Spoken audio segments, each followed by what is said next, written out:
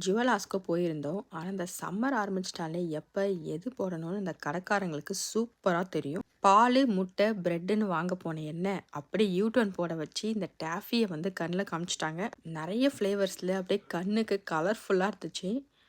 மனசாட்சி ஒரு பக்கம் ஃபுல்லா சுகரு அத வாங்காத வாங்காதன்னு சொல்லுது. இன்னொரு பக்கம் கலர்ஃபுல்லா இருக்குல்ல, இதுல ஒண்ணு ஒண்ணையாவது சாப்பிட்டு பார்த்துடலாமே வாங்கி அப்படின்னு சொல்லிட்டு, அந்த ஸ்கூப்ப எடுத்து எல்லாத்துலயும் கொஞ்சம் கொஞ்சம் போட்டுட்டேன். சரி பில்லாவது போடலாமேன்னு சொல்லிட்டு அப்படியே திரும்புனா, பக்கத்துல வந்து துபாய் சாக்லேட்ன்னு வச்சிருந்தாங்க. இந்த சோஷியல் மீடியா தாங்க இந்த துபாய் சாக்லேட்ட இவ்ளோ ஃபேமஸ் ஆக்குச்சுன்னே சொல்லலாம். அதுவும் அமெரிக்கா தான் அதிகமா பிஸ்டாஷியோஸ் ப்ரொடியூஸ் பண்றாங்க. அதுவும் இந்த சாக்லேட் மேல எனக்கு பெரிய ஈடுபாடு கிடையாது ஸ்டார்ட்டிங்ல இருந்தே. ஏன்னா ஒரு 2, 3 வருஷமா இது அப்படியே ட்ரெண்ட் ஆகிட்டு இருக்காங்க. வறுத்த சேமியாவ பிஸ்டாஷியோவோட கலந்து உள்ள வச்சிருக்கானுங்களே, எப்படி இருக்குமோ டேஸ்ட்டுன்னு நினைச்சிட்டே இருந்தேன். ஆனா அன்னைக்கு ரகு சொன்னதுனால ட்ரை பண்ணி பார்த்தேன். நான் சாக்லேட்ஸ், ஸ்வீட்ஸ்லாம் பெருசா சாப்பிட்றத விட்டு ரொம்ப வருஷம் ஆச்சு. என்னால இந்த கையில வச்சிருக்கிற பீஸே ஃபுல்லா சாப்பிட்டு முடிக்கல. ஆனா டேஸ்ட்டா தான் இருந்துச்சு.